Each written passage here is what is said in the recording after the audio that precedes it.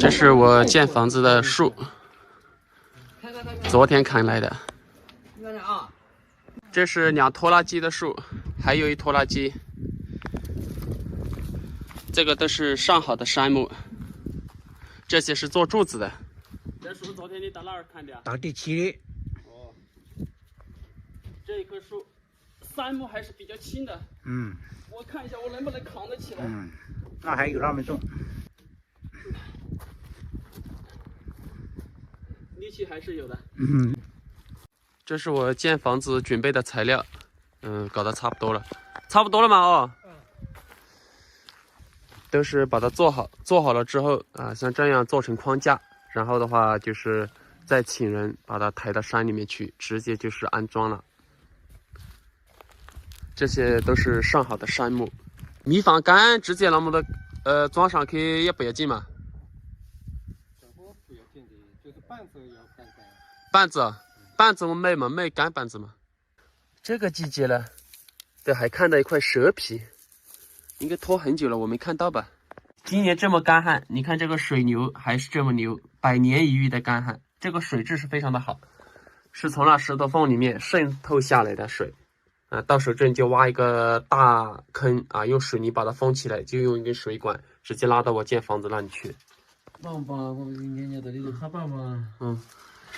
这里也是从石头缝里面渗出来的水，然后的话一直往那里面流啊，这里也是可以做一个水源，然后的话跟那里穿洞子过去。这里面夏天是不敢来，夏天的话这里是不安全的，夏天蛇比较多，往那边过去啊，一直过去70、80米、100米左右就是我的建房子的地方了。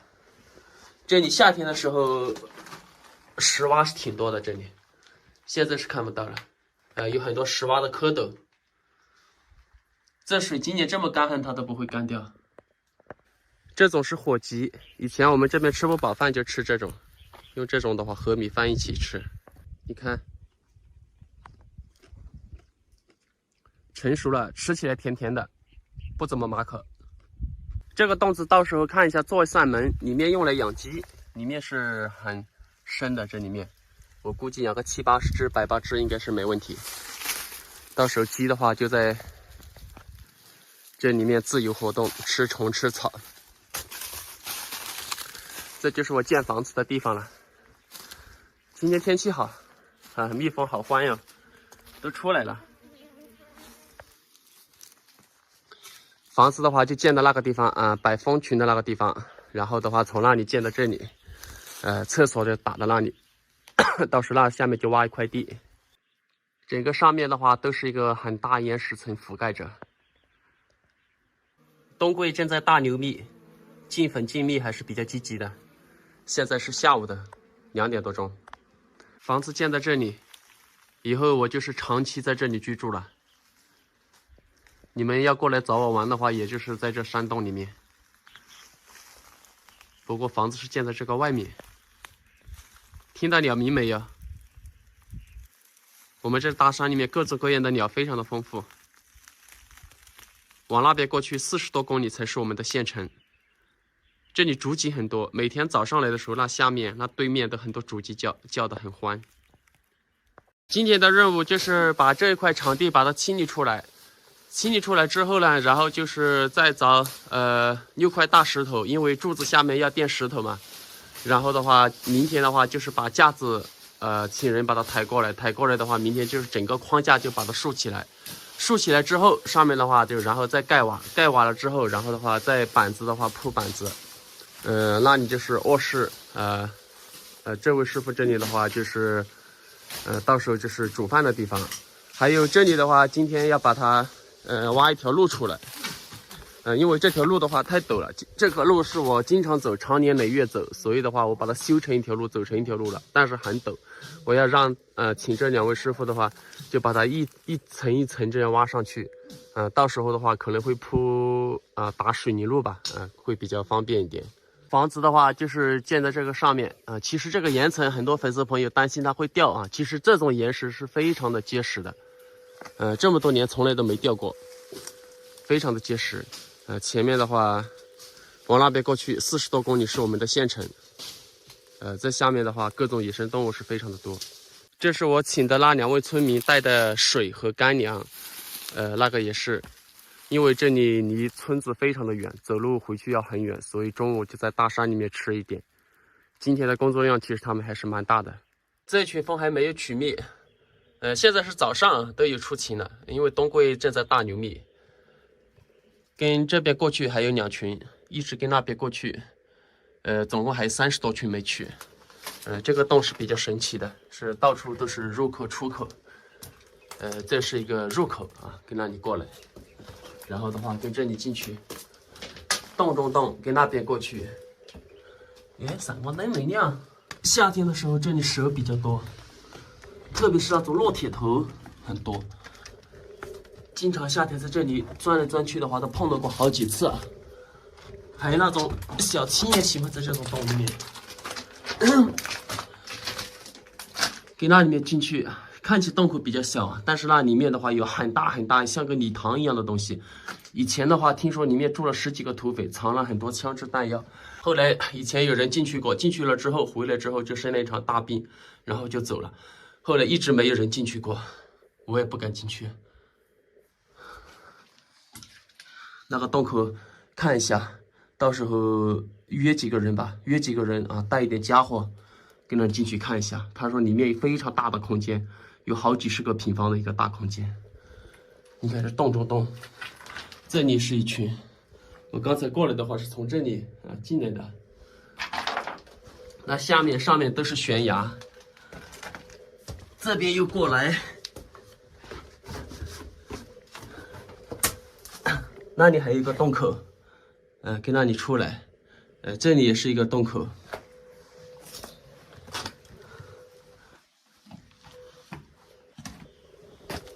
这一群。现在是早上没出勤，还有30多群有可能不取蜜了，先把房子建起来。因为看天气预报，过段时间我们这边的话会有雨雪冰冻天气。如果说下雪冰冻了，在大山里面抬那些建房子的材料不安全，路比较滑。房子建好了之后，可能要等到明年了，明年开春的时候，等它结束越冬结团，看还有没有存蜜。如果有存蜜多的话，就可以适当取一点。这就是竹鼠经常这样爬过的痕迹，爬得很光滑。顺着这个痕迹找的话，应该10米左右就能找到它的窝。你看这下面爬得多光滑，窝应该就在这里，在这里，就在这个地方。现在全部装车，装车之后就今天就直接就竖架子了。刚那些要的材料就把它清下子。材料嘛，现在差8根链子。啊，差8根链子啊？没对对。那今天装不整啊？今天哪里搞得定哦？你都搬。这一步一步扛过来很不容易啊，要走很远的路。这是昨天清理出来的场面。这个地方建卧室，这个地方的话就是煮饭用的。这是昨天挖的路。要不然昨天不这样挖路的话，这个是没办法走，很滑。到时候我说打水泥路面，很多粉丝朋友说打水泥路面，还不如自己用鹅卵石啊这样铺。我想一下也是啊，下面浇一层水泥，上面就放鹅卵石。我们这边小溪很多，到时候用背篓就多背一点鹅卵石过来。第一根柱子。你在那边你在吗？啊。就跟在那边不是定了吗？我拿前面到哪块儿啊？前面到那下面就到放池啊，那地方里头。到第二挨巴上。到哪块儿？到这块儿。哦，那差不多。这是一点窄的。现在到3节的啦，到3节了。哦，那密窄。那密窄刚好。这下面都是岩层，所以的话必须用这种洋锹挖，非常的费劲。然后下面垫石头，就是一根柱子这样把它竖起来了。那里的话就是打一个桩出来，就是放柱子。这整个全部都是一块整体的大岩石，非常的结实。一整块大岩石。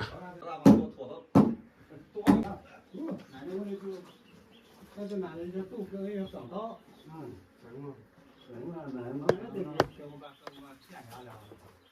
这间就是卧室了。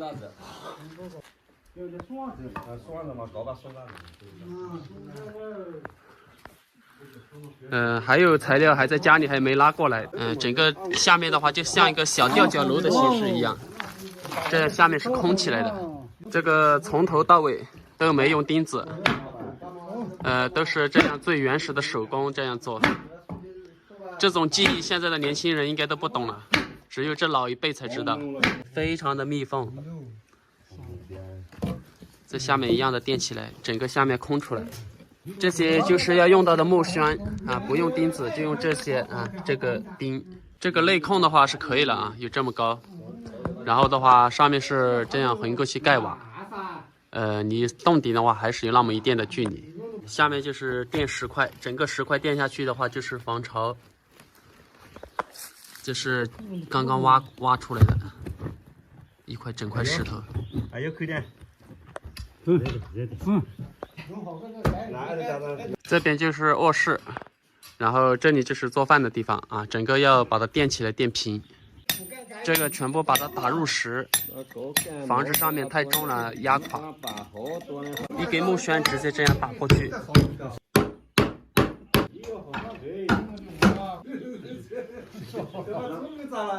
这样直接把它斗过去。全部都是上的是木栓。这个离地面有这么高。这边的话现在就是在做煮饭的地方。那个地方的话就是我住人的地方，离地面的话差不多有1.7米左右。这根柱子比较高，全程不用一颗钉子，全部都是这样斗起来的，走合起来的，这样一个雏形就出来了。然后这边再一个柱子，再这样过来就可以了。加下面垫的那块石头，这个下面总高的话差不多到1.9米的高度了。现在就是上去登上面的房梁，上面的话有点危险，搞得差不多了。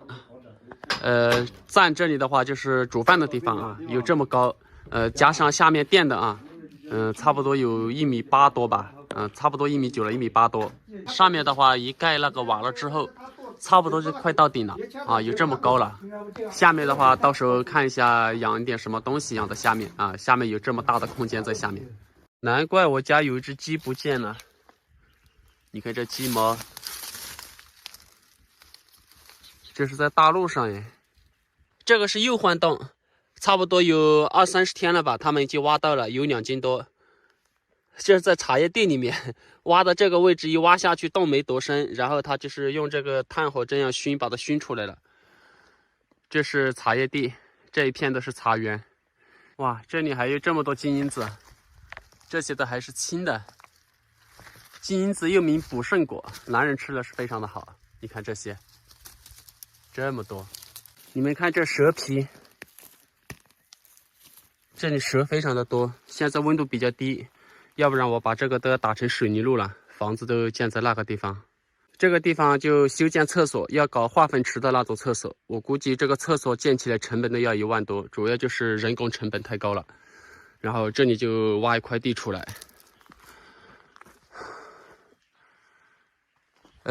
房子有点建小了，等这个建好了之后，等春节过了，这边再加一间加出来。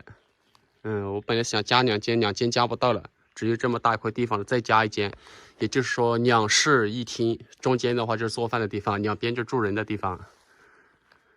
这样看起来确实小，今天的话，把这些材料全部扛过来，还有那些瓦全部背过来。明天的话，就盖上面的瓦，盖梁，然后的话，可能后天还就开始钉板子。人就住在这里，但是上面就是铺木板，然后这边的话就是做饭。春节过了之后，就跟那边再加一间过去。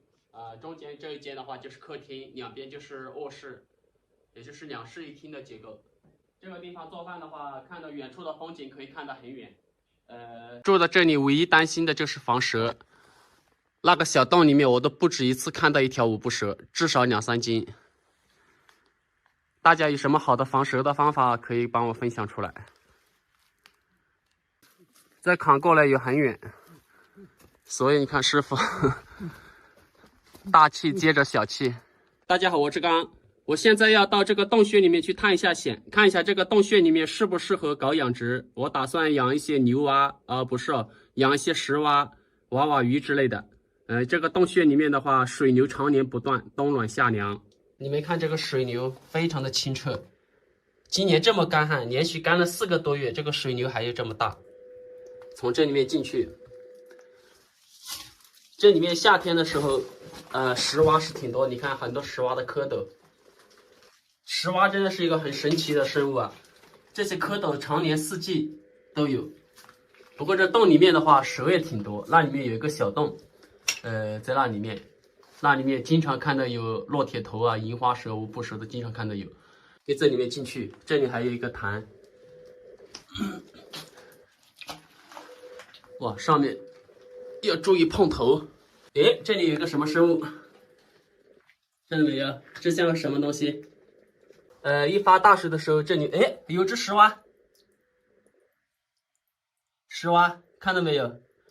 这大冬天的它还出来，不过这里面不冷。这里面还有一个小洞穴，我是不敢抓蛇啊，要不然这里面蛇很多啊。我给大家看一下这条石蛙，好像不止一条石蛙哎。这个季节它应该是冬眠了的，但是它还是在不冬眠。刚才那的石蛙也没多大，估计2两应该有。给那里面过去，那里面好像发大水的时候，那里面好像有点堵住了，都是冲的是泥巴。夏天来的话，这里面蛇很多，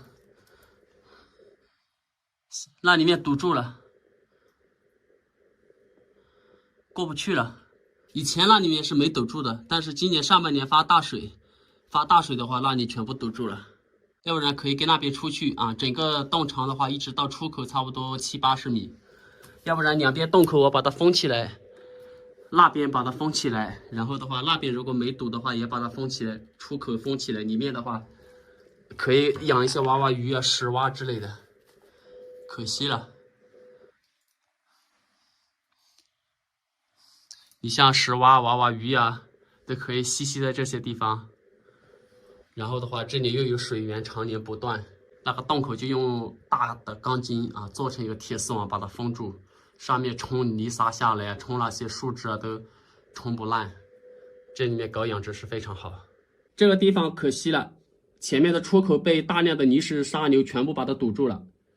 过几天吧，这几天把房子建好，然后过几天房子建好了，我就请人把它疏通一下，看能不能疏得通。因为这个地方离我建房子很近啊，我房子就建在上面几十米的地方，就是隔得近，方便管理。这个地方的话，水流又常年不断，里面冬暖夏凉啊，所有的生物都喜欢在里面生存。我就想养一些娃娃鱼啊、石蛙，仿生态养殖，在这里面应该是非常的好。然后这门口的话，两边门口用大的钢筋做一些细孔铁丝网，防止它外逃。好，那就分享到这里。喜欢我视频的朋友，记得给我点个赞。明天见。今天的任务就是把房屋的领子把它做好，就是做上面的顶，然后的话盖瓦，全部都是金银子，太漂亮了。到时候摘一些来泡酒。前面是我阿布，80多岁了。阿布那要你来扛。你就背它搁在熬上就是的啊。今年80多岁了，走起路来还是非常的矫健。我叫他不要扛，他还是要坚持扛下来。这样的路很不好走。你像城里人80多岁了，接近90了，这样的路你别说扛树了，走都不好走，很陡啊。慢点啊，贝贝，这儿再搭一杆过来，搭到后面。那这儿都有，起码都有3米多高了。那就不止的。我说离地面了，这儿离地面了。你比这个是矮开嘛？那也有3米多高。有了，到这儿了，到这儿来了。给它搭过来。反正要比这个要矮点，要矮，那的你看看够不够吧？要搁在那大凳的哦。我说这里再加一间过来，加到这里。他说这一间就稍微要矮一点，要不然上面的话已经到檐顶了。那就再加一间的话，就是2室1厅啊，两边是客房也是卧室，当中的话就是客厅煮饭。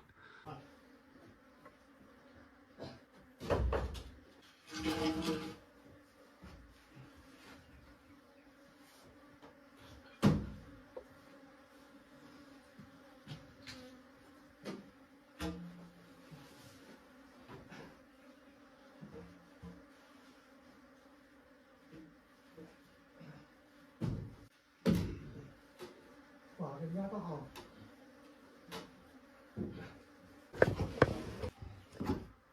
都差不多厚嘛。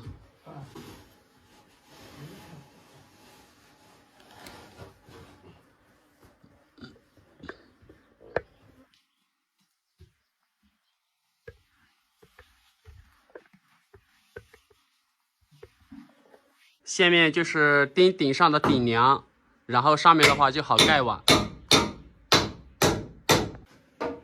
这样钉了之后，然后就是把上面的顶梁就是这样放着。像这种木屋的建造手艺的话，现在的年轻人应该是不怎么懂了，都是老一辈传承下来的，只有老一辈人应该才知道这些。这样钉起来是钉得很牢固的，然后整个上梁放在上面，还有一个凹槽，就像一个榫角一样，然后再把它钉牢。顶梁就是这样放起来，然后那里有一个接口，就是那个位置。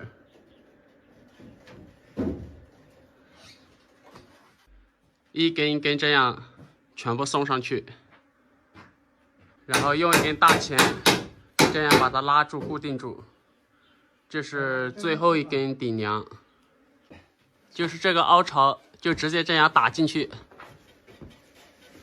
这样接起来是非常的牢固。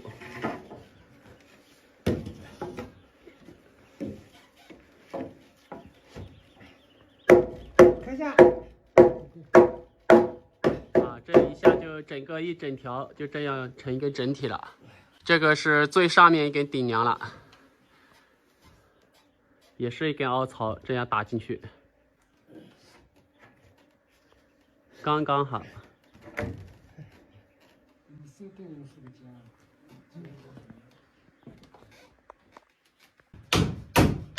现在就是在钉瓦。